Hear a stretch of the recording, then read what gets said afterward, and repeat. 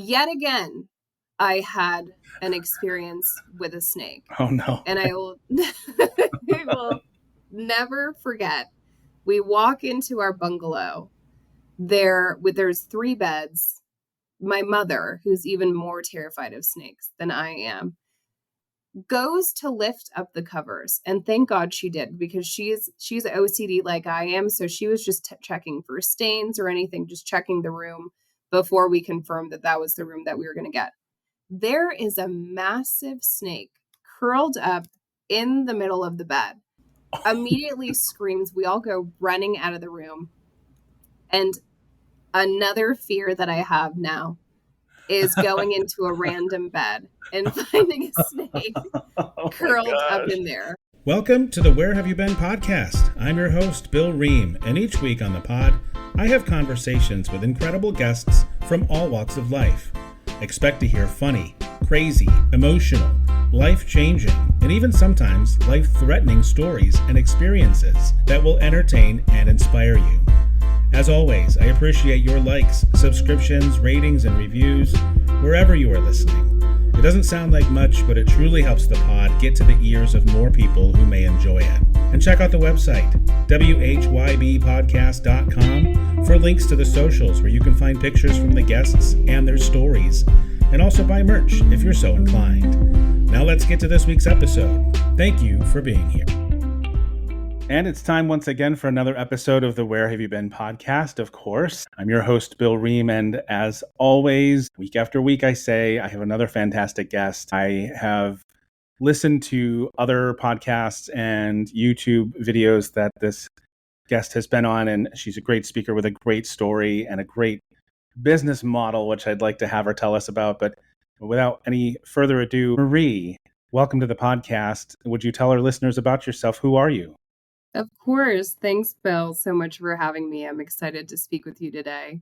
My name is Marie DeCosse. I am a remote worker, avid traveler with a background in tax, and the founder of Nomad Travel Groups. What I'm really excited about speaking to you about today, Bill, is how I got to where I am and how travel was intermingled or injected into that journey. Yeah, that's awesome. I know a bit of your story, and I'm really happy and excited to hear about that. Before we get into that, would you tell the listeners, well, where are you? If you don't mind, you don't have to. Where are you based, and could you tell us about your business? Of What you course. do? So I am based in sunny Denver, Colorado. I love it here. I've been living here for almost 5 years now, originally from the DC area, Washington, DC.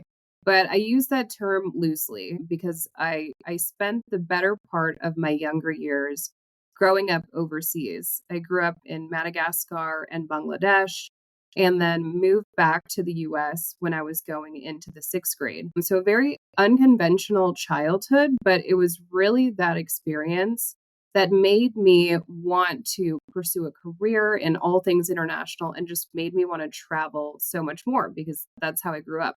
Not And I only were we assume in that was Madagascar. necessity. Like, did your parents have work that took them there? Is that?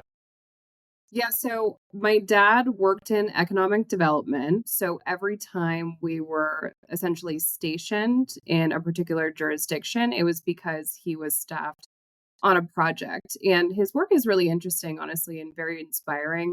And what he essentially does is they bid for contracts from the government to find ways to make a local community more sustainable, but doing so without damaging the environment.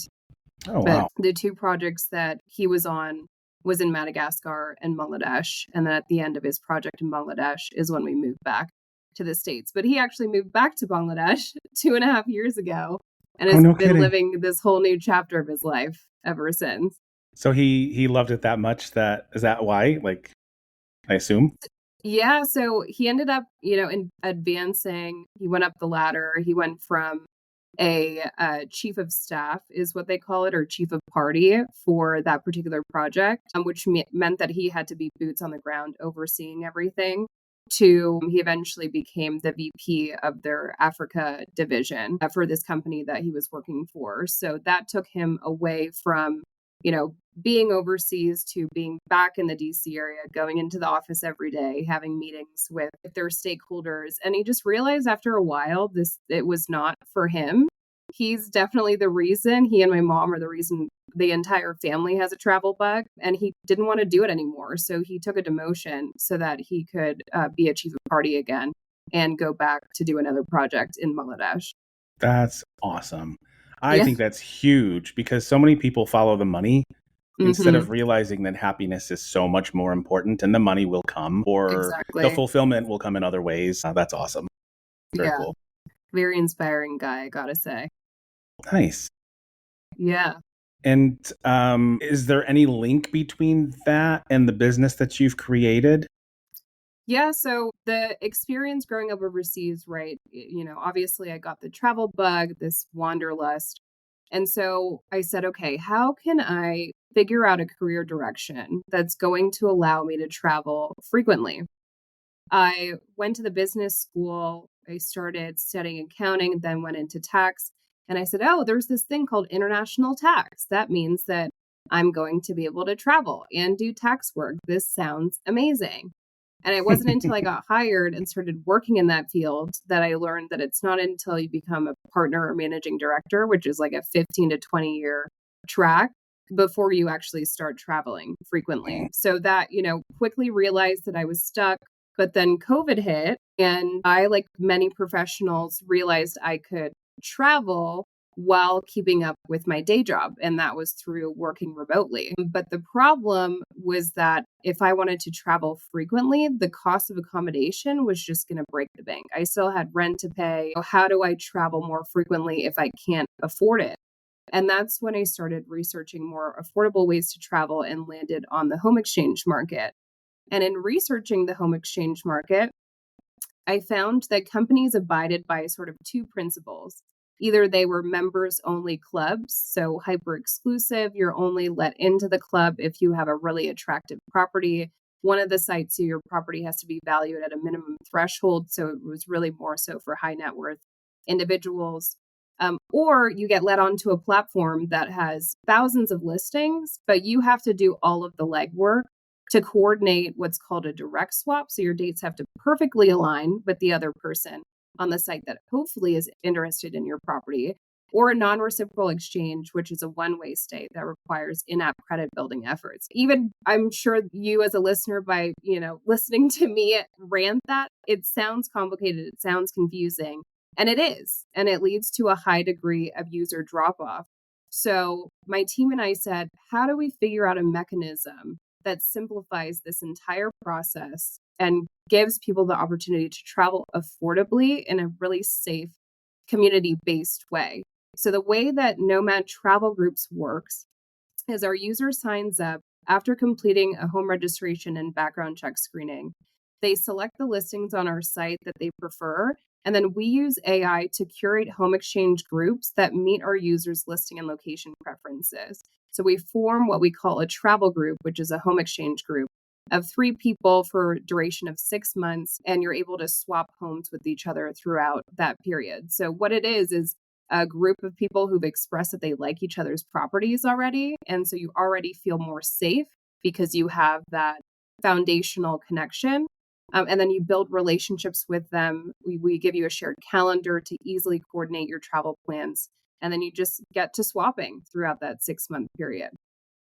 That's really cool. So the window is open for 6 months doesn't mean you have to swap for 6 months, right? That's correct. The window is open for 6 months, so your assignment is 6 months, but you can swap for however long you would like to within that period.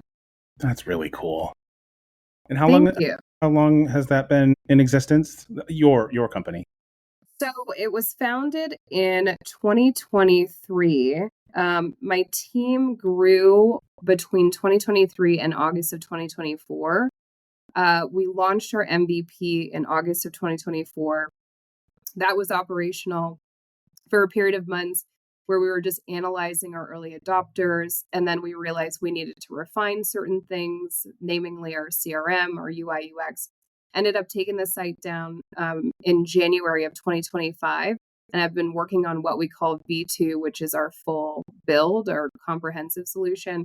And we're relaunching that in a few weeks. It'll very likely be live by the time this episode airs. So definitely check us out. Wow. Yeah, and on that note, so where can people find you? I like to do this early just in case people don't make it through to the end. And I'll put it in show notes too, but where can they find the website, and are you on socials that they can find you? We are. So the website is wetravelnomad.com, and we're on social media at wetravelnomad. We have an X account, an Instagram, a TikTok, a Reddit. Those are all under the same handles. And then we're on Facebook at Nomad Travel Groups. That's great. Yeah, I encourage people to check it out. I did look at the website, and it just the overview of it is awesome, and it got my mind going like, I wonder if I could do something like that. So Yeah. I may be a client in the future, so we'll see. I'll get you into a travel group wherever you want to go, Bill. I'll find house. Nice. Thank you. All right. Well, we know that you got the travel bug early. You were basically born traveling. So however you want to jump in. Some guests will list the places that they've been. Some will just kind of start with a story, or, I'm really flexible. So whatever you want to do, but I want to know, Marie, where have you been? I need to take a deep breath for this one because I was listing them out earlier and I was like, oh my goodness, I didn't realize I've been to this many places It's in pretty my impressive. life. And I'm sure I'm missing a few, but Madagascar, Bangladesh, India, Thailand, Senegal, Morocco, South Africa, France, the UK, Ireland, Portugal, Spain, Indonesia, Malaysia, Belize, Panama, Mexico, the Dominican Republic, Canada, the Cayman Islands, Curacao, and that's just outside of the country. I figured I wouldn't list the places in the US. Yeah. That would take too long. Yeah. Pretty extensive inside the US as well. Pretty extensive inside the US. So my family is mostly based out of the East Coast. My grandmother lives in New York. She's been a New Yorker ever since she was a kid. She grew up in the Bronx and now she lives in the UES. And then I have family in Brooklyn as well as on the Upper West Side, family in DC, in Maryland, and then we have family in California, Santa Cruz, and then down up in the Bay Area as well. So we're all over the place. Yeah, it sounds like it. And Bangladesh, and yeah. So yeah, really, really cool. You've always got excuses to travel, even if you don't have places that you just want to go on your own. So that's cool. Exactly. And so yeah, go ahead, that please. was one of the reasons that I think having a travel group appealed so much to me, because I know many people, right, who have family in California, but they live in New York, but they want to go back to California frequently. But do you want to stay with your parents? I mean, it's a lot easier at 27 plus to have your own place. Do you want to pay out of pocket for that? No, it's going to break the bank. So by forming travel groups of people who are frequently visiting these locations, especially in the US, it just simplifies the process and it makes it much more enjoyable to go back home when you don't have a physical property at home, but still feel like you are at home because you're within a trusted group. Yeah, especially I guess if you form a bond with these people that you are swapping homes with, you imagine you can probably become close and become friends, and feel like you're staying in a friend's house or a very comfortable environment. It's another aspect that I wasn't even thinking of. That's really, really cool. Exactly. And that's the goal. But the places that I listed, as I was listing them out, it was interesting because I sort of had these stories that came to mind that I think really shaped me as a person. Every time I was thinking about a certain location, the story that came to mind somehow tied into the mannerisms that I have currently, even sometimes the fears that still persist.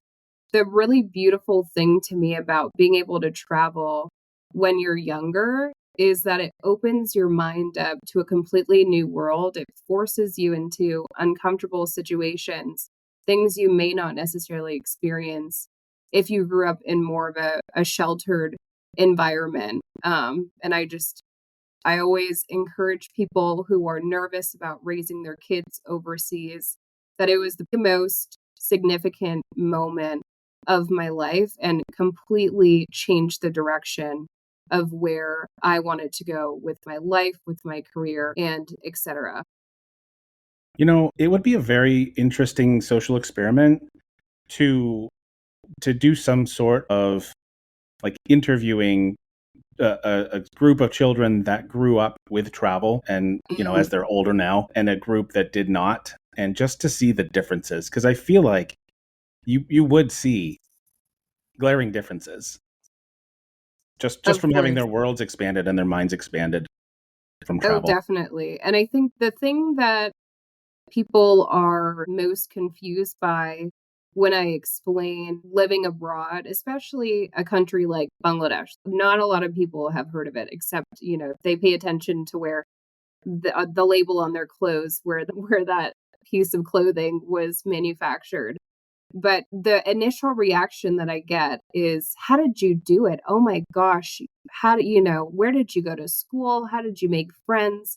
It was like, there weren't things in place already that we had to almost start from scratch because it's a completely unheard of area. But because I grew up in a country with not that many foreigners, what happened is that you become really close with your group of expats. And we had expats from the US, from the UK, from Sweden, from Indonesia. It was from everywhere, really. And so you're able to grow up in this really diverse community of people who have all these beautiful experiences, and being able to be exposed to that at a really young age, I think does wonders for your character and how you approach the world. But when I explain the process or what it was like for me to as- assimilate, back into American culture, that was extremely, extremely difficult. I actually Really? went through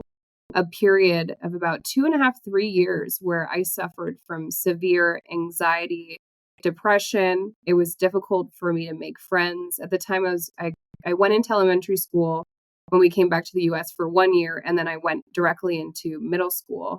I would have such severe social anxiety that I would literally start shaking when I had to speak to someone. And it was a lot of that was I didn't understand the way American culture worked. I didn't understand the culture within the schooling system. The biggest thing that stood out to me when I went to public school is that people seem to be sort of segmented into their own little groups. You had one group over here, another group over here, another one over here. It was Hmm. very, very cliquey. And it was hard for me to understand because in Bangladesh, we're in this community where everybody gets to know everyone because it's so tight knit and you look after each other because you're foreigners in a new country. So you constantly have each other's backs. So that was really tough. And I think that's one thing that a lot of people overlook or don't understand is it's the repatriation that is the most difficult part of being overseas. That's incredible. That's the first time I've heard someone talk about that, but it makes total sense when you're breaking it down. That, yeah, I mean, our culture here is so completely different, and it was probably also different for you there. Like you said, you were surrounded by expats, so it'd be different than being a local there, Right. but maybe not that different. I mean, who knows? But yeah, Yeah, that's there were a lot of Bangladeshis who went to school with us. So I also grew up with a lot of friends who were from Bangladesh. But it's really at the essence of it, it's you're comfortable with a super diverse community of people who operate with more communalistic values. I always like to call this out to sort of frame it in people's minds. A lot of developing countries operate by communalistic values. You take care of each other. It's less about, I need to make X amount of money and prove to this guy sitting in my cubicle next to me that I'm better than him, all for, a white picket fence that really doesn't bring you that much happiness. It's not about that. It's about giving back to your community, stopping work at 3 p.m., having a long dinner with lots of wine, just really living your life and enjoying your life. And so coming back to the US with more a country that operates by more individualistic values, that was tough. And it sort of filters down the way that parents operate, filters down to their kids. So when you're in this grind mentality, constantly overworked, snappy, stressed out, that all filters down to your kids and how they act and how they treat their friends and the people in their circle, more importantly, outside of their circle. And that's what I noticed. And that's what gave me so much anxiety. I was like, where am I supposed to fit in? Because there's nobody here that is willing and ready to bring me into their group. I almost need to prove myself in order to get into the group. So Well, how do I do this? I just never learned the skill sets.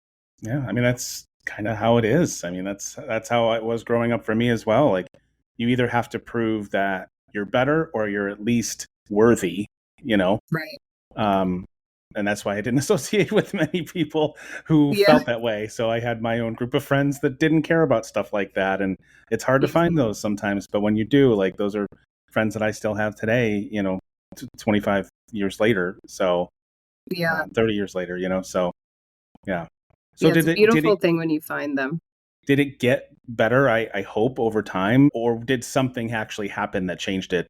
So, So my dad got me into playing tennis. I played tennis when I was in Bangladesh.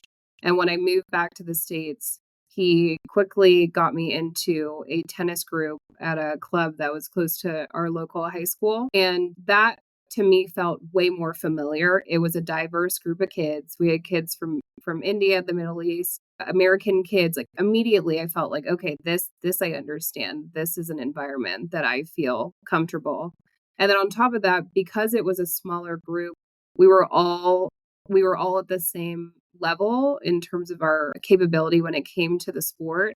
That just started to form a bond between all of us. So I built my community outside of school for the first 3 years and then into my high school years as well. But I'm saying the first 3 years because that was my community really. Didn't really have that many friends at school itself until I went to high school. And my best friend to this day, she grew up in my neighborhood. And she ended up having to switch schools to my high school because they redrew the boundary lines. And she's a really extroverted person who it's just really easy for her to make friends, to talk to people, all that stuff. And we would hang out after school, but I never got to see her at school until they redrew the boundary lines and brought her in. And she then opened me up or really exposed me to the group of friends that she had made, brought me into their circle, and that formed my community within our public school. But for a very long time, it was just the tennis community that I had.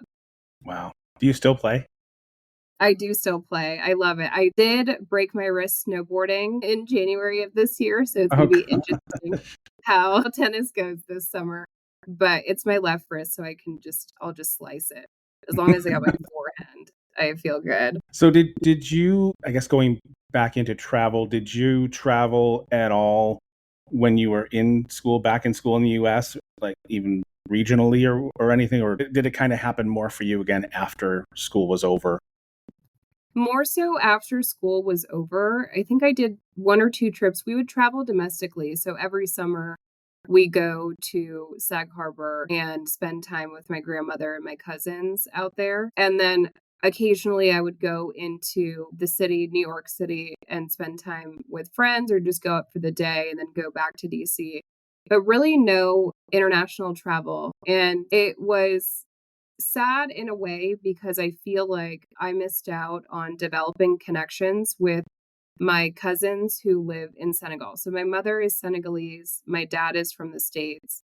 And when we were living in Bangladesh, we would spend a month every year in Senegal, sometimes a little bit more than a month. And that was amazing because I had cousins my age. I could hang out with them, play with them. They all speak French, so I got to hone in on my French skills. And it was just really important to build relationships, especially because they are an entire continent away. But then when we moved back to the States, we weren't doing that travel as frequently. And so unfortunately started to lose connections with my Senegalese family. But thankfully with social media, it's been a little bit easier to build those relationships back up again. Yeah, that's excellent. Have you been back now? Have you been back to Senegal? The last time I went to Senegal was about, I believe, 4 years ago now.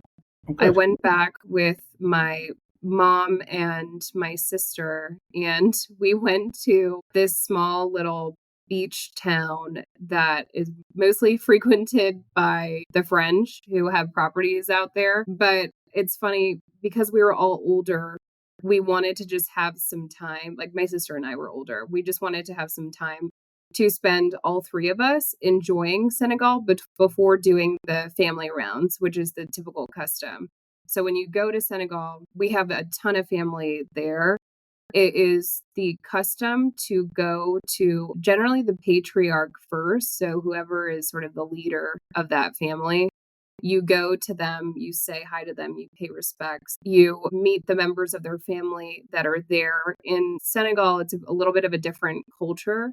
And some people operate this way, some don't. But my family has a patriarch who has four, I believe it's four now, four different wives and children with each wife. And they all share a big house, except for the last wife who is in France right now. But when you go back, it's literally, I think it's like a 7-story house now. They just keep adding on stories when there's more Wow. kids. But you go there and you spend at least a day or multiple days in the house, seeing people, greeting people, spending time with them. And then when it comes to the older, we call them tantes. It's like your great aunt. You spend time with them as well. There's a huge language barrier. I can speak French with my cousins and some of my aunts and uncles, but when it comes to the great aunts, they generally speak Wolof, which is a traditional dialect, or a subdialect, depending on the region that they grew up in, which for us is Jahanke. So there is no way to communicate other than head nods and, holding hands and stuff like that. But you go, you give them a little bit of money, you sit with them, you have lunch with them, which is generally a big communal meal. Everybody eats out of the same big platter. And that's just how you show respect. But that takes some time because then you go to the big house and then you go to other people's properties that are around Dakar or Tambakunda, which is where our family has a home and where my grandmother lives.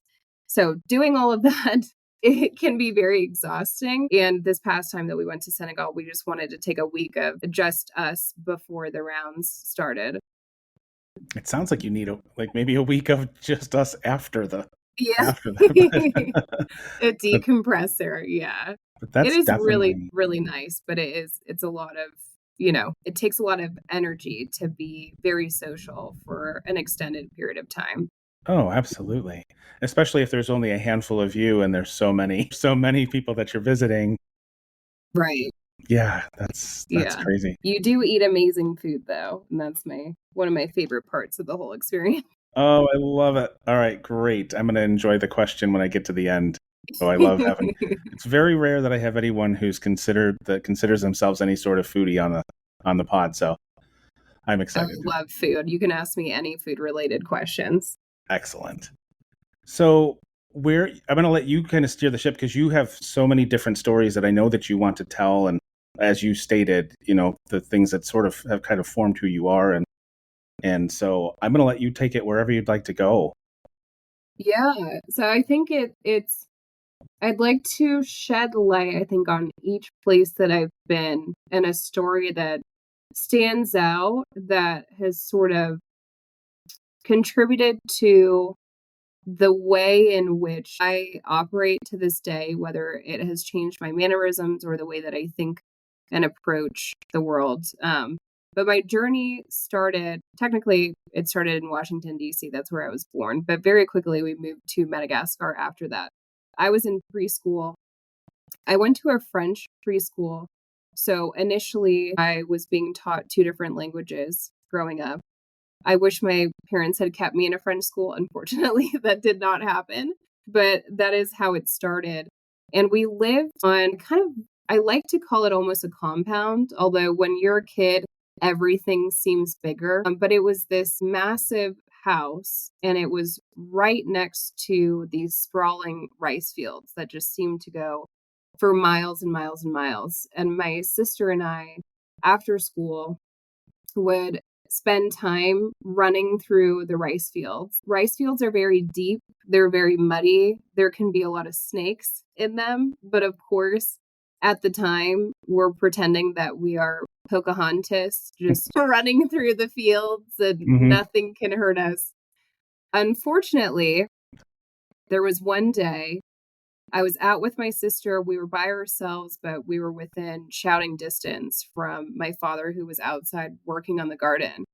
My sister, she sees something glistening in the mud. She bends down to go grab it, ends up falling into the mud so deep that the mud had come all the way up to just below her neck. And I remember shouting for my dad. He comes running out, and think about like a 200-pound man trying to stay balanced on a really skinny sliver of land that's in between each muddy sort of divot. He's trying to stay balanced. I'm screaming and shouting. In my head, I'm remembering my sister saying, "There's snakes in there. There's snakes in there." I'm terrified of snakes. He finally gets to my sister. He pulls her out and he's yanking her because he's thinking about the snakes that could bite her, could, take hold of her, whatever it is. Yeah. Ends up dislocating her shoulder. And I remember there's this vivid memory that I have of being in the bathroom with my sister while my dad is just hosing her down. And there's mud dripping off of her and just pooling up in the drain. And she's sobbing. I felt so bad for her. That was the first time her shoulder was dislocated. And she's been dealing with that problem now for the rest of her life. But to this day, it reinforced my fear of snakes. And I don't care where I am in the world. If I see a snake, I think about that experience. So just a fair warning for anyone who happens to be in Madagascar or anywhere there's a rice field, stay away from it. Don't go running through it. Is your sister older than you, or is she younger? She's older. So I'm the youngest of three sisters, and this sister is the middle sister. Okay. So she was there with me that day. But It's interesting. I'm a very sort of spiritual person, and I think that comes from my mother, who's Senegalese. A lot of the customs are rooted in spiritual practices. And so the belief in the other world or in the paranormal has something that's just been interwoven into our culture, our belief system ever since I was a kid. And the interesting thing about that house in Madagascar is that it was built on a plantation where who knows what horrors may have happened. But my mother told me this story when I got older, where she was in the house. We had gone to school. She said this had actually occurred to her multiple times, but this was the worst incident. She had just finished, I think she was doing yoga or something, and she wanted to go take a nap. She gets in bed and she's laying face down on the pillow. And all of a sudden she feels this massive force just push her down into the pillow. And she said she was struggling to breathe, flailing her arms, couldn't lift her neck up. She was suffocating into the pillow. And she said she started seeing black. She started blacking out. And before she ended up going completely dark, this pressure, this force released her. So she does what a lot of African women do, is they go and consult someone that they trust.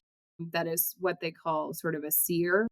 Mm-hmm. She had someone come to the house. So immediately when they stepped into the house, they stepped out of the house and they called her over into the garden and said, "There is very, very dark energy in this house. You need to take your kids. You need to take your husband. Don't write down where you're going. Don't say out loud where you're going. What? And you need to get out of here." And we ended up leaving Madagascar. That was the end of our time in Madagascar. We packed up and we left. So when I think about these two stories concurrently, Jula, my sister, falling into the rice field, my mother dealing with multiple paranormal experiences, I wonder if there was just something about that house that just carried this dark force. But I always think about that whenever something funky happens to me. And I'm a strong believer in, if you ever buy a house, get someone to bless the house before you live in it, because you never know what type of energy might linger around. I'm realizing that my mouth is agape. Like, wow. Like, how quickly do you remember like how quick it was after that? And you I left remember it, Madagascar at that point, not just the house. not just the house. We left Madagascar. I think what happened was that my mom, my sister, and I either went back to the States or went to Senegal for a stint while my father wrapped up a project. And he was actually supposed to be on the project for a little bit longer, but there was some political uprising going on in Madagascar at the time. So his company pulled him out of the country and back to the US for a short stint before we went to Bangladesh. That is incredible. Yeah. I'm sure there were worse stories, but this is the one that my mom told me. And at the time she told me, I was, I think, 13 or 14 years old. And it was one of those things of, oh, you know why we left Madagascar? Huh? I said, yeah, because dad's project ended. She said, no. And then Yeah. told me what was really going on in that Oh house. my gosh. Yeah. Well, that's a first. I've never had that type of story on the podcast. So, wow. Yeah, I'm glad that's the only dark paranormal story that I have. But it is, I mean, it's depending on how much you believe, when you're going through it, whether you believe or not, it'll make you believe something's going on. Oh, I'm sure.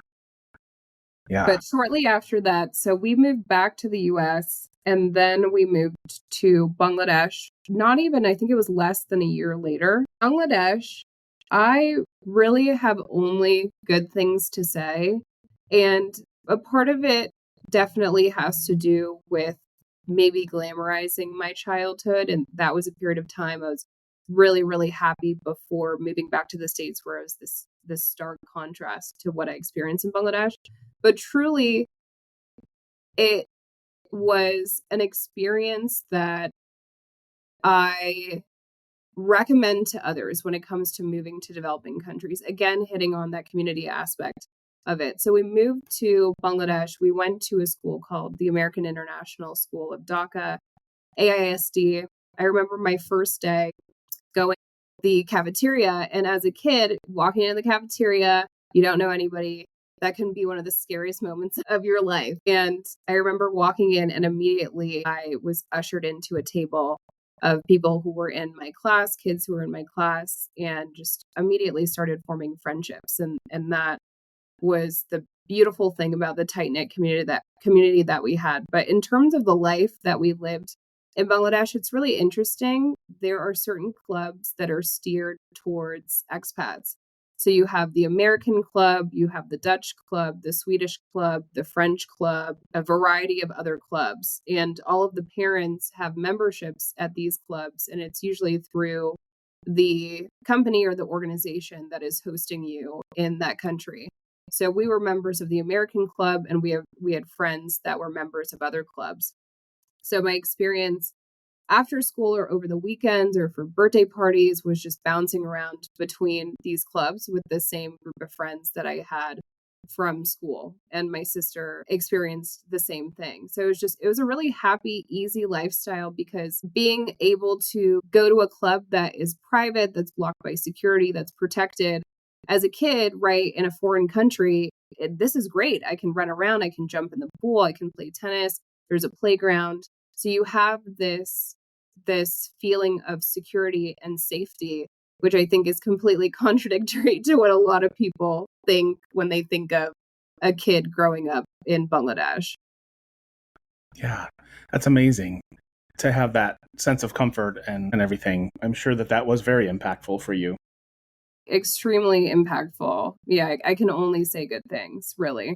But I think the most interesting story that I have about Bangladesh was my dad's crazy idea every year to take us to Sri Mangal, which is a province just outside of Dhaka. So Dhaka is the capital of Bangladesh. Very, very hectic. Millions and millions of people, traffic, loud noises, just a very hustling, bustling city.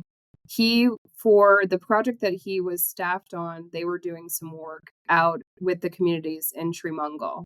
So we would go out there, and it's a popular destination for Bangladeshis looking to escape the city. Think of it as like a countryside retreat, but it's definitely very, very rural. But we would go out there and we would stay in these cabins that were sort of on this resort, but don't think she luxury. It's a very modest resort. And we would spend time playing in the pool. There was a beautiful sort of jungle surrounding that area. We'd go hiking in there. Yet again, I had an experience with a snake. Oh, no. And I will never forget. We walk into our bungalow. There's 3 beds. My mother, who's even more terrified of snakes than I am, goes to lift up the covers, and thank God she did, because she's OCD like I am, so she was just checking for stains or anything, just checking the room before we confirmed that was the room that we were going to get. There is a massive snake curled up in the middle of the bed. Immediately screams. We all go running out of the room.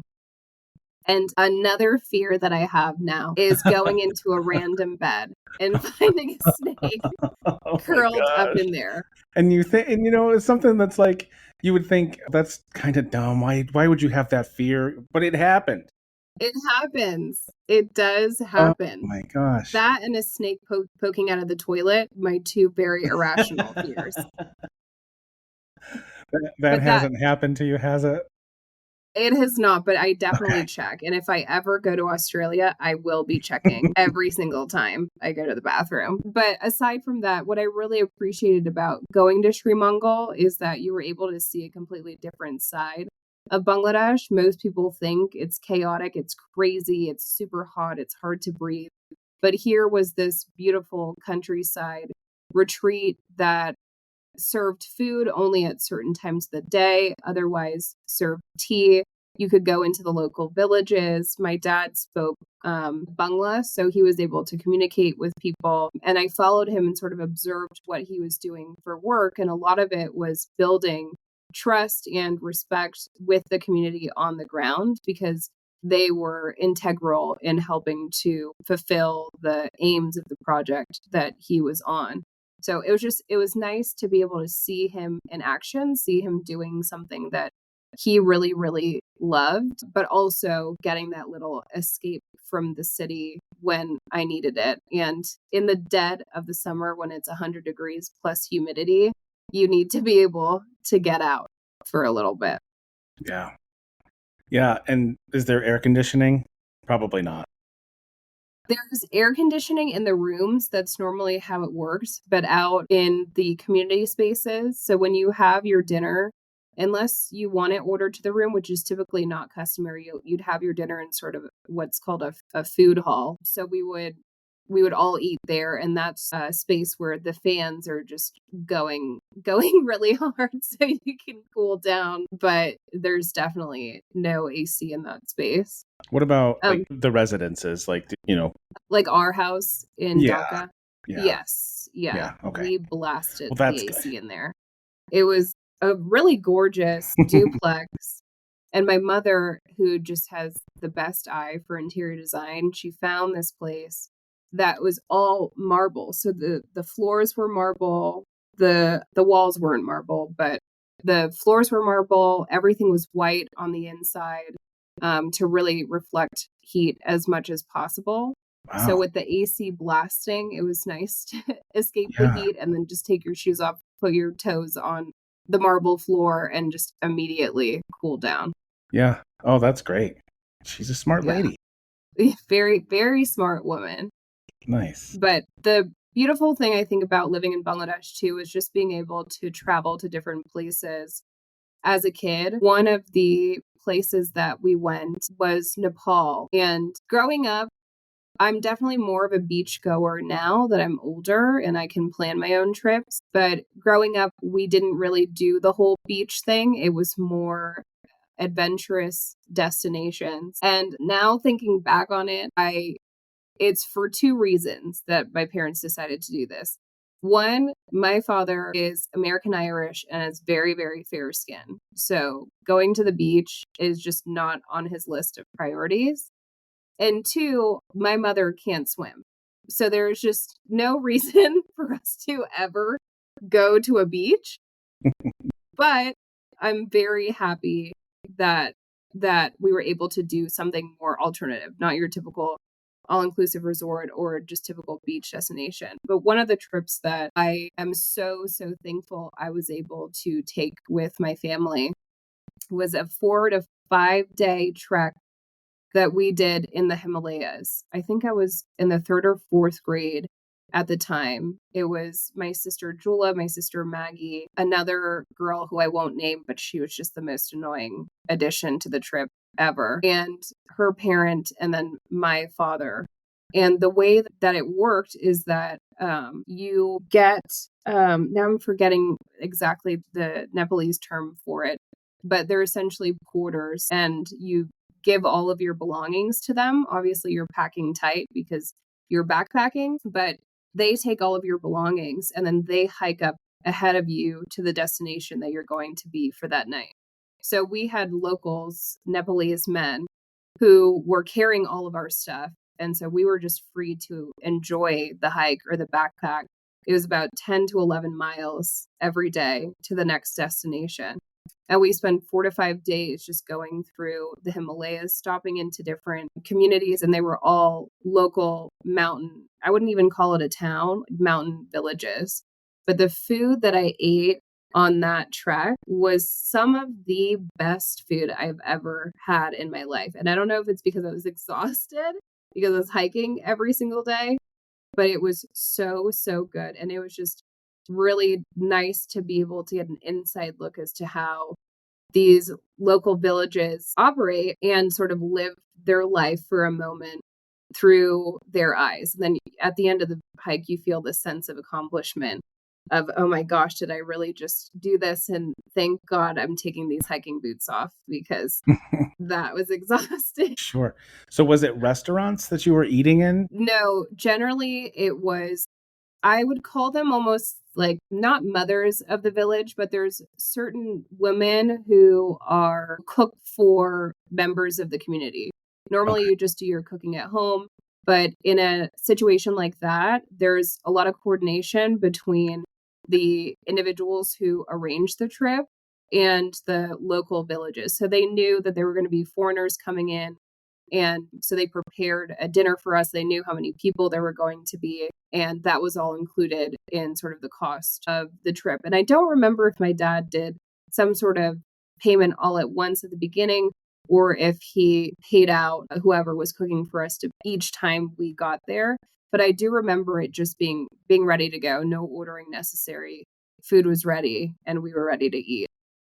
That's excellent. Are you a picky eater at all, or are you pretty much game for trying just about anything? I will try absolutely everything under the sun except for bugs and any sort of amphibian. Yeah, the only bug I've ever tried was an ant. I've done ants and I've done crickets. Yeah. Crickets are interesting. I have heard that they have sort of a spicy, almost peppery taste. Was that your experience? Yeah, sort of. Yeah, there was definitely a slight, yeah, spice to it. Yeah, it was Where very did you interesting. have? Where did you eat it? Oh gosh, that was, my gosh, where were we? Oh, you got me. I think we were somewhere in, I thought it was South America at first, but I think it was actually somewhere in Europe.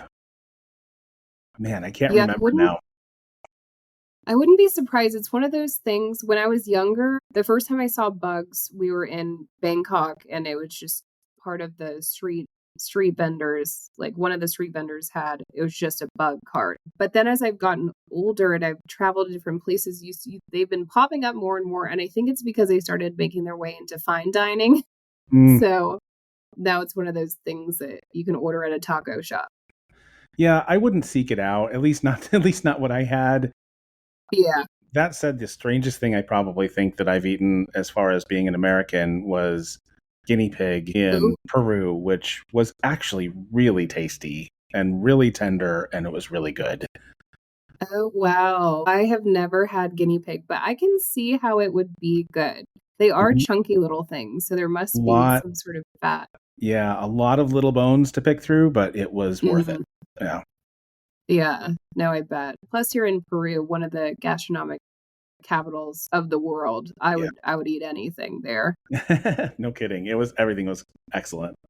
Yeah. So, yeah. So, continue, please. So, you did the Himalayas. We did the Himalayas. Other trips that we took when I was younger, we would go to France. So I have family. My mother's family is sort of split between Senegal and France. Some of the cousins now, the younger cousins, are in Canada because they went there for school. But we would go to France to, I think it really, just thinking back on it now, I think it was really just to escape the heat in Bangladesh because we would always do our trips mostly in the summer, especially towards the latter part of the summer. So it was just my sister, my mom, and I. We went there and we visited my auntie Natalie, who is not really our auntie, but we like to call any close family members auntie. That's just how it was growing Yeah. up. And I actually didn't realize we weren't related until I got much older. Huh. But she is this beautiful, really tall woman. I think she's like 6'5" or 6'6", really, really tall. Wow. Um, the boisterous personality and this commanding voice. Like you can hear her from a mile away. So I loved being around her when I was a kid because my mom is a little bit more shy. And not that she didn't have the presence that Auntie Natalie had, but it was like two completely different personalities. So being around Auntie Natalie, it was like, oh, this is the fun aunt. This is the aunt that's going to say whatever she wants to say. If we're walking into a crowd, everybody is looking at Auntie Natalie. That was just the presence that she had. So spending time with her was always a really fun thing for me to do. And I remember vividly, I have really curly hair and I always wore my hair in a bun or a low ponytail growing up. I just never really knew what to do with it. And I don't think my parents did either. So I just put it away. But I was obsessed with princesses and the long flowy dresses and the long hair that blows in the wind. And my hair never did that until I went to go visit Auntie Natalie one summer. And I don't know what came about her, but she just said, Marie, sit down in this chair. And she said it in French. That's all we spoke there. But she was like, sit down. I sat down. She takes out a blow dryer, blow dries through my hair, which immediately was a completely different feeling that had never happened to me before. And it makes your hair straight, but not pin straight. Then she went through it with a flat iron to give me this pin straight hair. I had never experienced anything like that in my life. I just remember running around the house, feeling the wind blowing through my hair. I was whipping my hair back and forth. It was the first time that I had ever changed up my hairstyle and led to the first of many times now. I do it all the time. But it's one of those things I will always, always remember. Just really appreciative to have someone in my life like that who I think what she did is she saw my confidence was low and wanted to find a way to make me happy. And that day she was like, you know what? We're just going to shake things up. And she did. And that I now to this day, I have a really strong connection with my hair. I've found a way to enjoy my natural self, my curls and, the big craziness that they are, but then also to explore different ways to style my hair, whether it be braids, whether it be cornrows, whether it be straight hair, a blowout, a slick back. And it's a beautiful thing, I think, for a kid, especially a mixed kid like myself, or someone who just has unruly hair who doesn't know what to do with it, to have the opportunity to meet someone who teaches you that there's ways to switch it up. You don't need to just stick with what you were given. It's okay if you want to switch things up and just experiment and have fun with it. I mean, what a beautiful story. It seems like such a simple thing, but again, you were going through something, and just something like that to to boost your confidence and make you feel so good about yourself. And it's amazing for something like that to stick with you all of your life, but that's wonderful at the same time. Yeah, and I think for it to be at her hand Mm-hmm. is a really special memory for me because I always think of her as this person with just this crazy amount of confidence. And I always looked up to her and I wanted to be able to have that. So it was almost like in the act of doing my hair, which is a very nurturing, caring thing, Mm-hmm. she bestowed this confidence upon me, which I'm very thankful for. Even just a fraction of it will get me through the rest of my life. So thank you, Auntie Natalie, for that. It's But wonderful. otherwise, the last place that we would really visit frequently growing up was Senegal. So we would, and I touched on it earlier, but I want to touch on Tambacounda specifically. Tambacounda is where my parents ended up buying a property, which they've since gotten rid of. But at the time, we called it Jamwili, and it was just like acres and acres of land. And as a kid, you're like, this is so cool. I can play cowboys and aliens. I'm running through the fields. I'm Pocahontas. It was just really fun to be able to have access to so much land. They were working on building a property on it at the time that they wanted to turn into a bed and breakfast. So we had that property, and then we had a separate property that we called the White House because it was literally a white house in the middle of Tambacounda. And we got that for my grandmother who stays in Tambacounda, only goes to Dakar, which is the capital, every so often. We wanted to build a house for her, so she had a place, and also so when we came and visited, we would stay there as well and have air conditioning because at the time Tambacounda was very much rural, a village. Really, there wasn't that many places that you could stay or hotels to stay at. But I have this one very fond memory with my cousins out in Tambacounda. We were on Jamwili, and their family had a fairly small farm that was close to our property. And they had this horse. Maybe it was two horses, but my mom was inside talking to their family members, and one of the cousins went and took a piece of rope and then just threw it around and into the horse's mouth, and then around its back, creating a makeshift saddle. There was no, I forget what it's called. Is it a saddle that's the seat that you sit on? And then Yes. what? Yes. So, yeah. So basically a makeshift steer, no saddle. We were bareback. He picks me up. I want to say like 8 or 9 years old. I have no business riding a horse bareback, but he picks me up and he throws me on top of the horse and he gives me the reins and he hits the back of the horse on the butt Oh my and God. it just starts galloping. And I remember, I think I was a little bit scared, but mostly I was like, this is the coolest thing ever.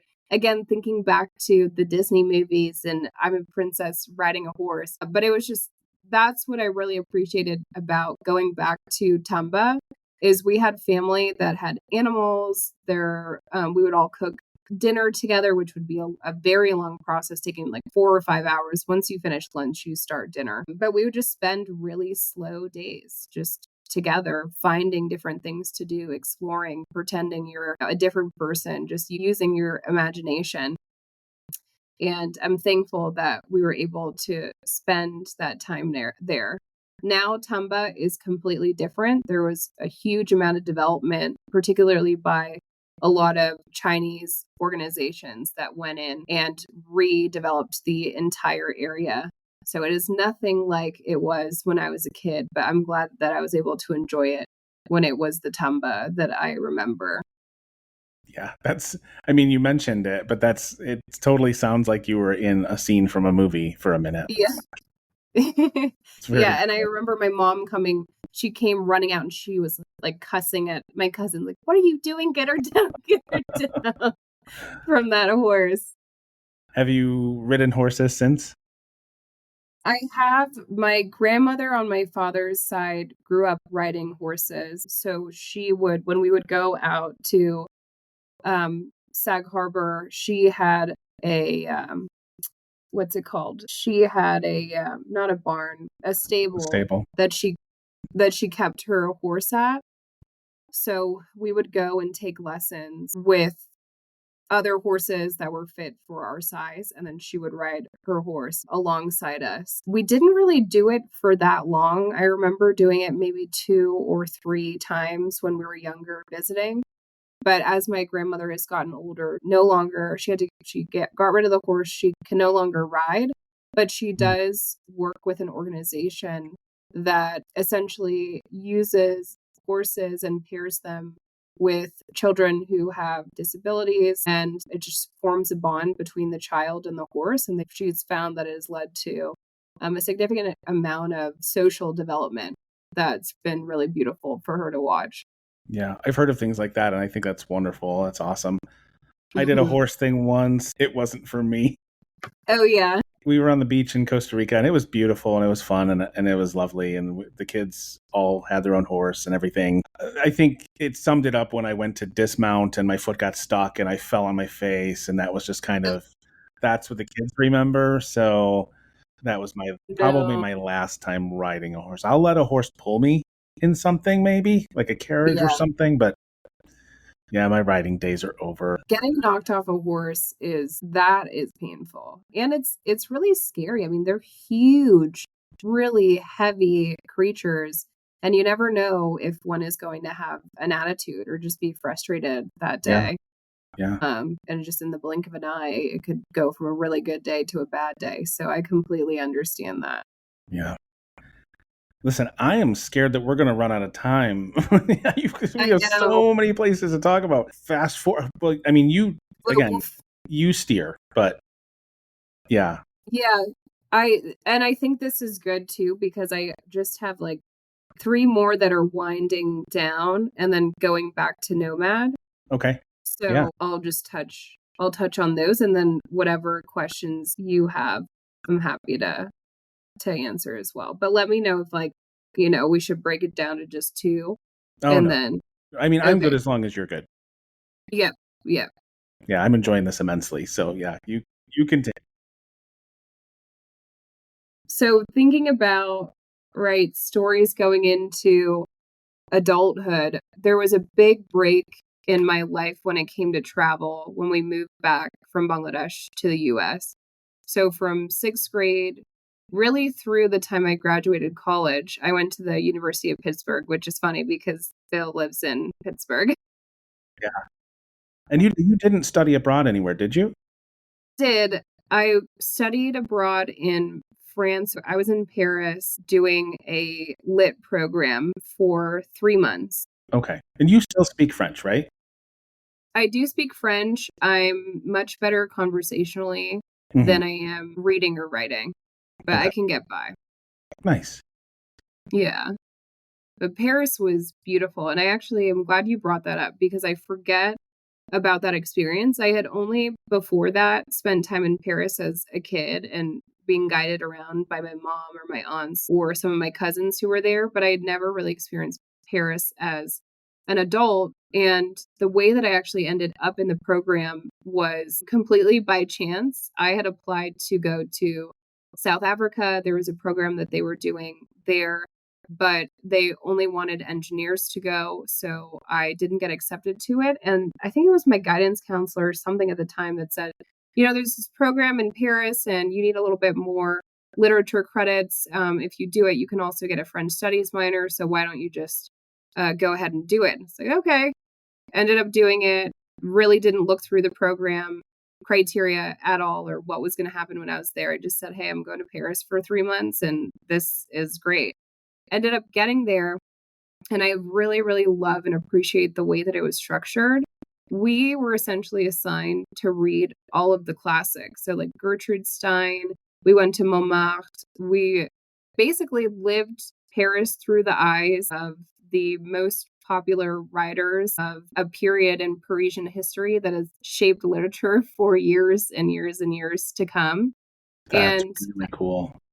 it was beautiful, and the way that our classes were structured is we had class, I think it was 4 times a week. We had it from 9 a.m. to 12 p.m. And then our our teachers, who were both married, they were married to each other, and they brought their young son along with them. They said, okay, class is over. The city is your classroom. Go read your chapters and have fun.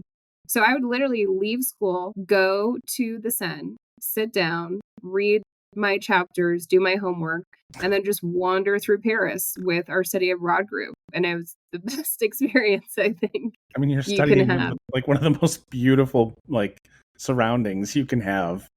Exactly. And I Wow. appreciated that they did that because when you study abroad, really it should be that the city is your classroom. And they did it in the best way where they gave us structure so that we understood the places that we were going and the significance of them, but then just allowed us to have free will and explore. And we were old enough to be able to do that. Yeah, that's really awesome. Did you have anything that stuck out to you there? I mean, obviously the experience itself and the way they did that, but any stories that you hadn't thought of in a long time or anything that happened? I think what I appreciated the most about being in Paris was the group of girls. I formed a tight bond with two girls who we all shared one room.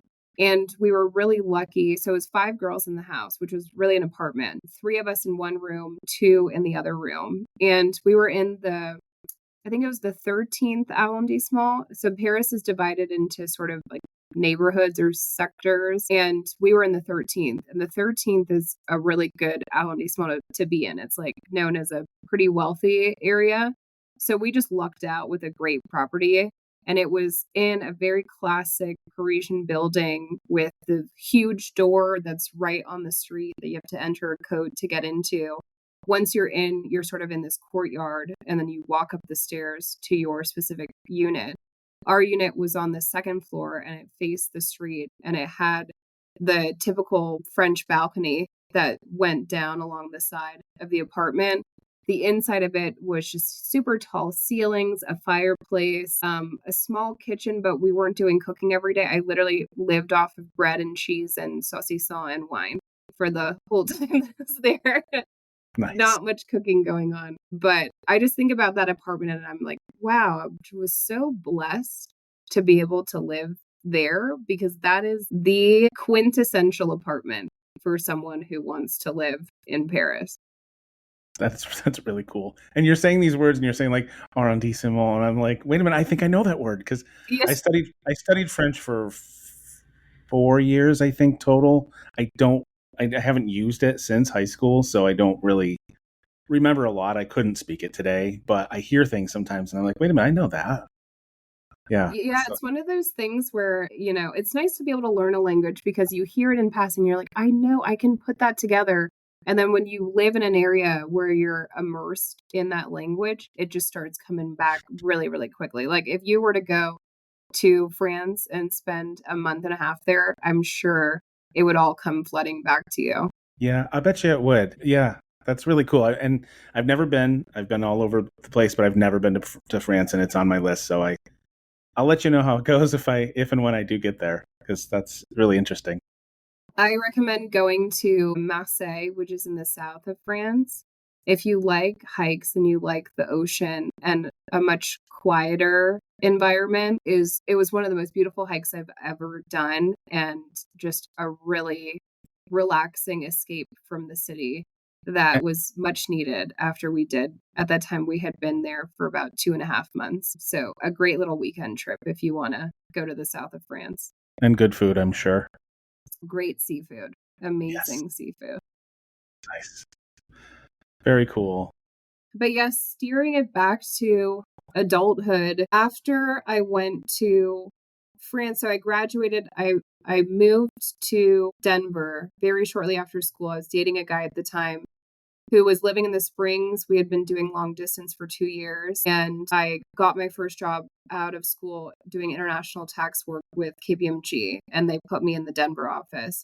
So I moved out here. He's an Irish guy, and his family had a property in Portugal, so they ended up leaving the States and living in Portugal full time. So he would go and visit his family for a month or so at a time. And the first trip that I ever took working fully remotely, this was after COVID, was to Portugal. And I spent about a month and a half there. I was going between Portugal, Greece, London, just visiting my friends. I did not tell my work, which is not the smartest thing to do, but I logged into the VPN like I was in the US and there was no issues with it. Mm-hmm. So I was able to experience a summer in Portugal primarily, and where they were was in the Algarve in a town called Tavira, which is a really, really small sort of sleepy town. A lot of expats from Ireland and the UK.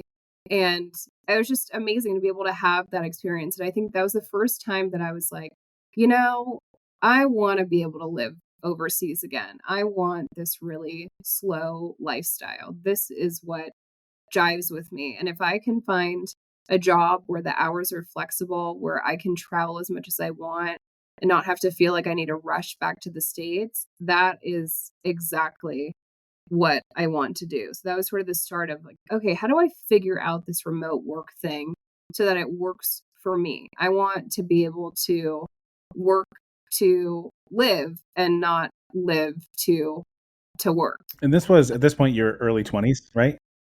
This was at this point, yeah, 2020 was COVID. When did it all sort of ease up? 2021. So that was 4 years ago. I'm 27. I was 23 Yeah. at the Okay. time. Yeah. Yeah.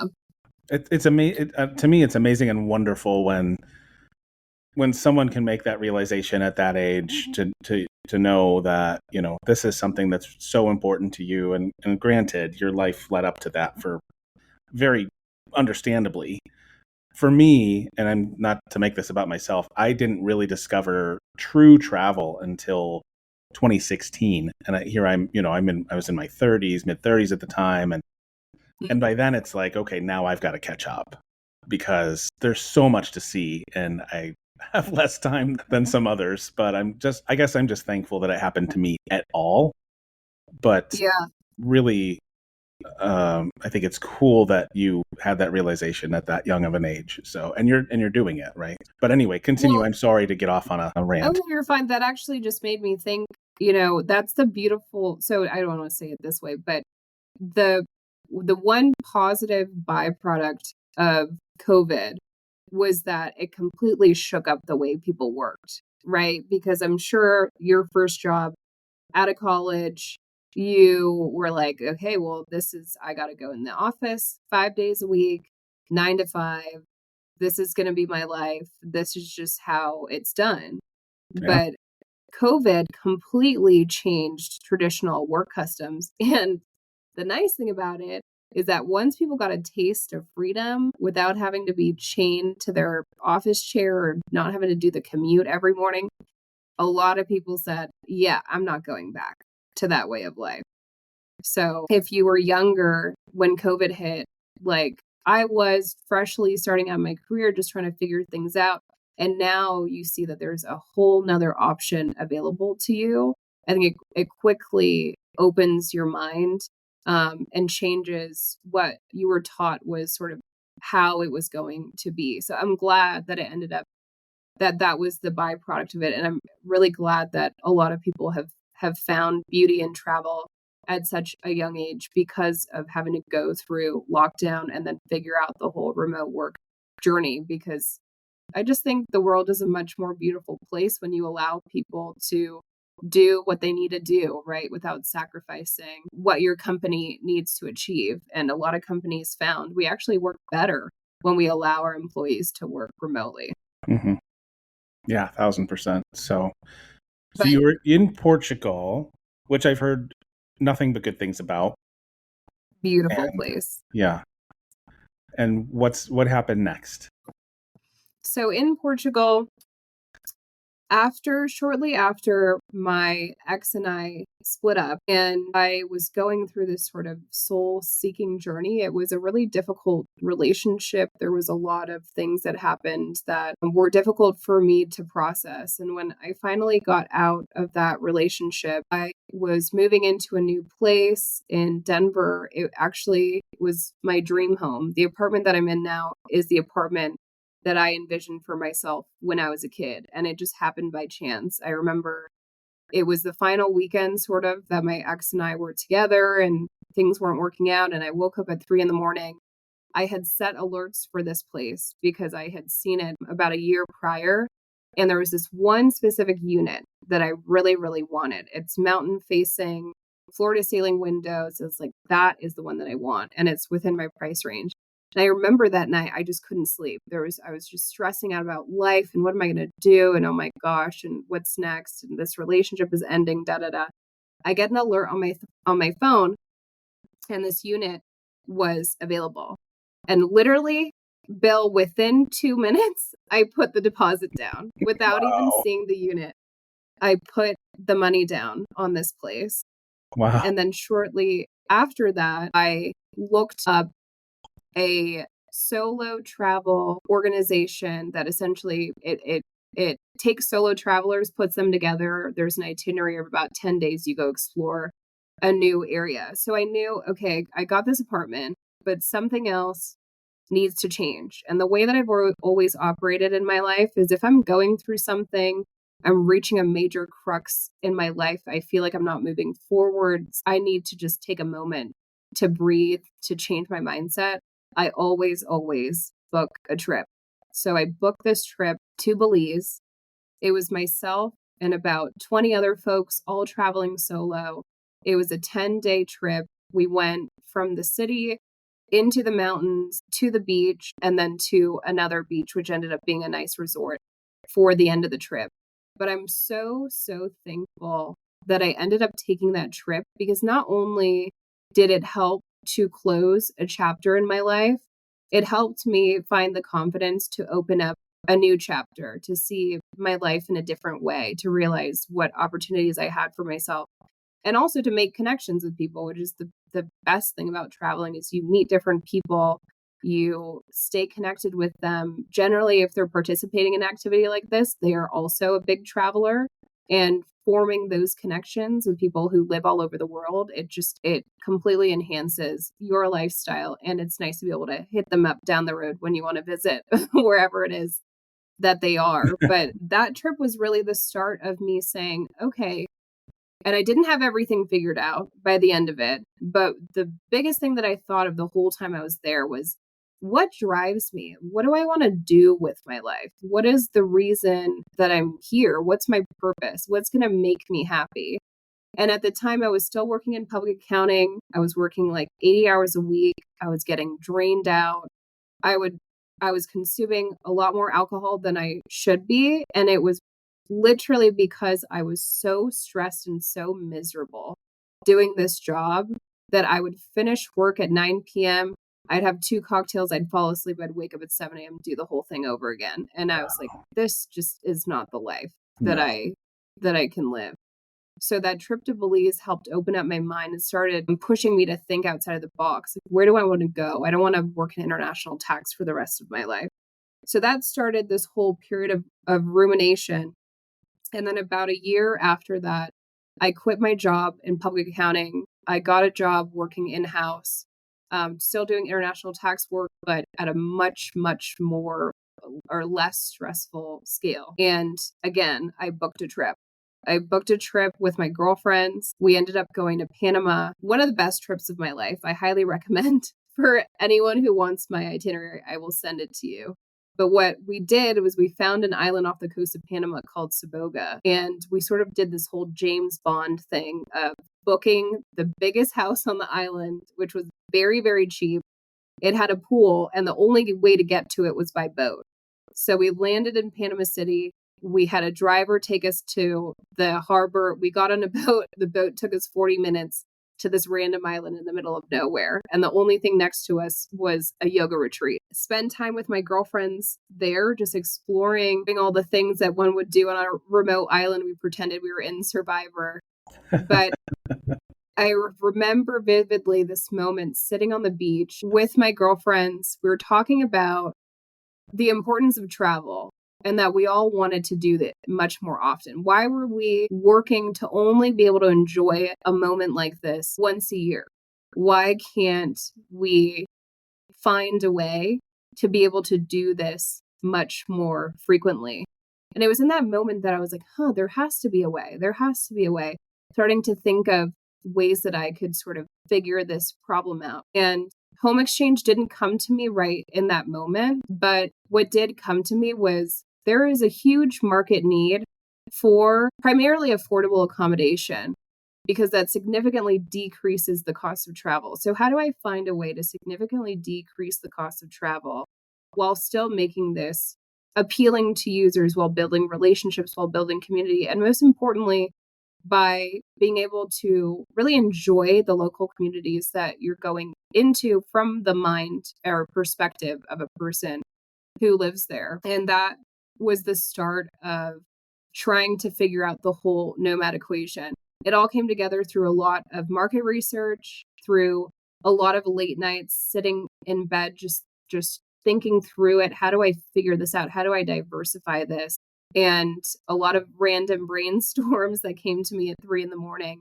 But I'm so thankful for that trip because it really was the trip that made me realize what path I should be on, what's going to bring me happiness, what's going to bring me joy.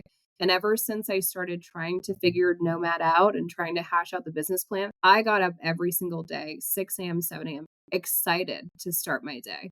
I was still doing my other job, but I was excited because now I had a purpose, I had a passion, something that I could chase. And ever since that, yes, there's ups and downs. When you're an entrepreneur, there always is. But I've never felt more secure and confident in what I'm doing in my life. And again, it all comes down to travel. Travel is what will open you up. It's what will bring you confidence, and it will take you where you're supposed to be. Thankful for all of those experiences having led me to where I am today. Yeah. I'm excited to see what happens in the future as you continue to realize this dream and this lifestyle. And yeah, it's really cool. I'm excited for you. So Thank you. Thank you. It's all just beginning in a sense, I guess. yeah. Is that a good place to end as far as Yes. that section of the, because I mean, it feels perfect. It feels like a Yes. perfect like bow on the last hour plus that we've spent together. So, Yeah. okay, I'm gonna wrap with my final 5 questions. It happens sometimes if I say something, it triggers something, you want to tell a little story in here, please, by all means, do it. Don't feel like you're limited. So the first question, thankfully you're a foodie. This is probably going to be tough for you. Maybe not. We'll see. Of all of the places that you've been, all the experiences that you've had, I'm going to be careful to phrase this with you. I guess I will say not within your own home. Where is the most memorable meal that you've ever had? And what, tell me about it. The most memorable meal I've ever had was in Senegal. My favorite dish is called yassa.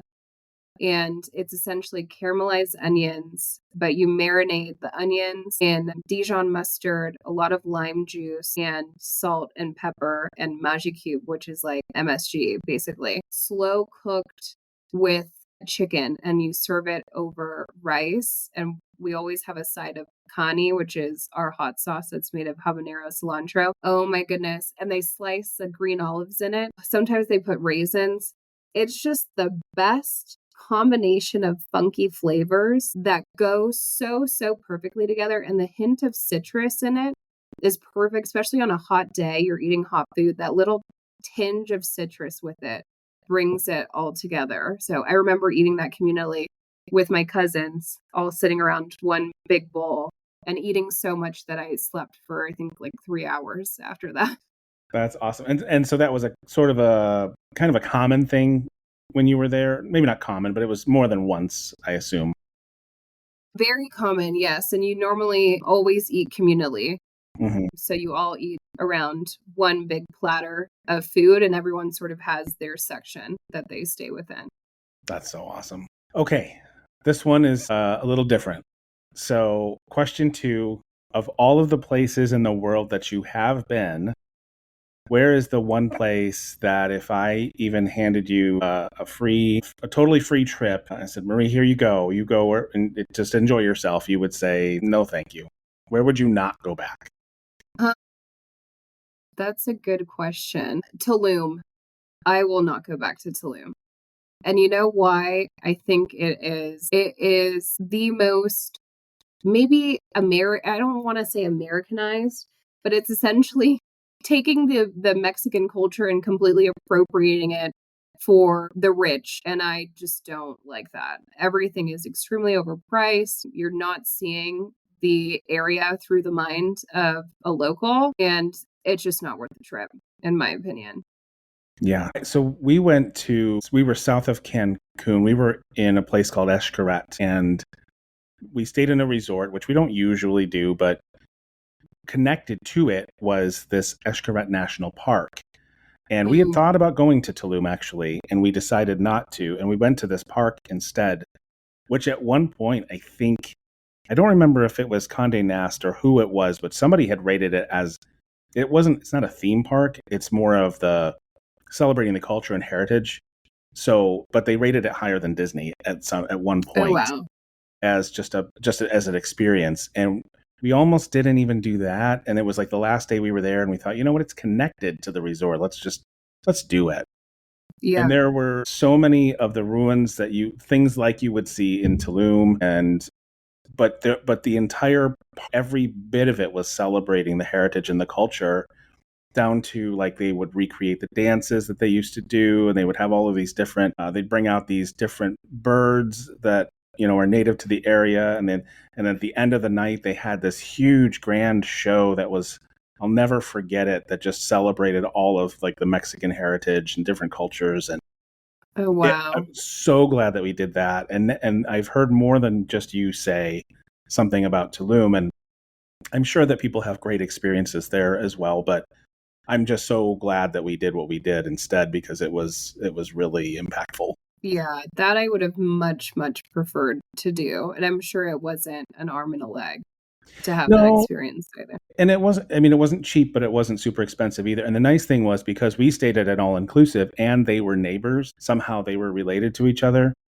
Oh, We could go back and forth, and we could, instead of having to spend $20 a meal in the park, we just come back, get our buffet or whatever, and then go back to the park. So yeah, it was cool. that's perfect. Actually, I need to recommend that to a friend. He goes to Mexico often. I don't think he's visited that park before. Yeah. Yeah, it was really cool. And they actually had an option to take like a little, almost like a small little boat ride from the resort down to the entrance of the park. It was pretty neat. That's so cool. So flipping that 180 degrees, of all of the places in the world that you've been, where is the one place that you absolutely have to go again? Absolutely have to go again. I would say I have two places. One, Go for it. Ireland. I went to Kinsale to go. We have some family members who have a little farm there. So beautiful. I am dying to go back. And the other is Vancouver. I went to Vancouver randomly because I missed the rain and seafood, and it never rains and there's not that much good seafood in Denver. So I booked a trip there, and it was amazing. The food is so, so good. It is right on the water. There's a beautiful national park that sort of borders the end of like Maine, Vancouver. Just one of those places that completely catches you off guard. So would definitely go back there again as well. Yeah. I have a friend of mine who works in film, and he was filming a show. I think it was Man in the High Castle or something, and they were up in Vancouver, and he spoke very highly of Vancouver as well. Yeah, great. And I don't think it's that expensive to fly there either. Mm. It's a nice little 4 or 5 day trip. Yeah. Definitely something I should keep in mind when I'm trying to plan something for like a long weekend or something like that. Yes, definitely. All right. Question 4. Of all of the places in the world that you haven't been, where is the must go? So not bucket list, but I mean, I have to get to this place. I have had Peru on my list for a very long time. My sister did a week and a half long trip with her friends, and so I want to copy paste her itinerary and go. And it was a lot of backpacking and going into different communities. They ate such amazing food. It just seemed like the trip of a lifetime. So, as soon as I find people who are willing and adventurous enough to backpack for 10 days with me through Peru, ideally at least one person who speaks Spanish, Mm-hmm. I'm going to book that trip. Yeah. Tell me about it. I loved what I saw of Peru. We were a little limited on what we did because we made it sort of a roundabout trip. And please, if you have a way to add in like maybe 2.5 days in Medellin in Colombia on your way, Yeah. please stop there. That was life-changing for me. It was one of my favorite places I've ever been. Oh, wow. I've heard good things. I've never really thought about visiting, but that's a great idea because it's so close. So Yeah, might as well. we started there and then we went to Lima and then obviously went around to Cusco and did Machu Picchu. And then I think we had to go back into Lima and then flew into Bogota for a couple of days, which Bogota was okay for me. But Medellin and Peru were just unbelievable. I bet. Within the next 2 years, I got to get myself over there. And we've reached question 5, which is super easy. So where are you going? What do you have on the docket? Travel wise or spiritually, mentally? You can tell me both. I'm happy to hear. Travel wise, I just came back from Curacao about 3 days ago now. So the next trips that are slated are to the East Coast to be with my family over the 4th of July. But after going to Curacao, that travel bug is just itching at me. And honestly, I may do Vancouver. I may do Montreal. I may do somewhere in South America. Just try to get one more trip out of the summer. But that's what's going on so far. Spiritually, mentally, I am very excited for V2 of Nomad to launch very soon. I'm very much looking forward to just seeing how our customers resonate with the platform, to form travel groups so that they can travel and do it as frequently as they want to without breaking the bank. That I just can't wait for. It's been a lot leading up to this moment that's soon to be, and I'm excited to cross that threshold. I'm excited for you. Is that are your clients for that? Are they all over the world, or is it US based for now? Or so currently we've launched, or when we relaunch essentially, because we already launched the MVP, but what we are restricting it to right now is the US, Canada, and Mexico. And that's just to make sure we control our supply, and we want to make sure we're really analyzing areas for safety reasons before we expand the ability to list properties from all over the world. But that's on your list that's on your plans down the road. Yes, absolutely. We'd first expand into parts of Europe and then parts of South America. And what we're looking for primarily is countries with a high degree of digital nomad activity with customers that are within our target market. And those are the ones that we'll roll into first.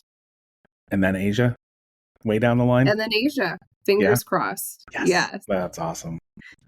This has been really, really cool. I really enjoyed this time, and I thank you for being so flexible. We were supposed to do this a while back, and I had some issues and had to reschedule, and so I appreciate you. And before I say goodbye, is there anything you'd like to add? Anything you'd like to end on? The floor is yours. Thank you, and just Bill, this has been so great, and thank you so much for inviting me on the podcast. It's been nice to share stories that I haven't shared in very many years. Mm-hmm. So it was just a great experience for myself as well. And you stirred up a lot of great memories that put a smile on my face. But I would love for anyone listening who's interested in Nomad Travel Groups to check us out. We'd love to have you. If you want to message us personally, if you have any questions, if you just want to say hi, feel free to reach out to customer service at wetravelnomad.com. Can't wait to hear from you, and happy traveling. Excellent. And again, I'll post everything in the show notes. Anything you want me to throw out there, I will. And when we get closer to this episode releasing in a while, I'll make sure I put some stuff on my socials and stuff as well.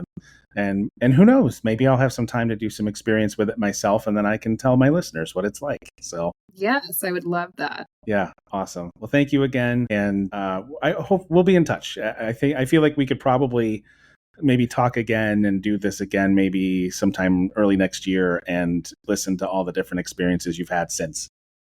Absolutely, that's a great idea. Thanks so much, Bill, for having me on. Thanks, Marie.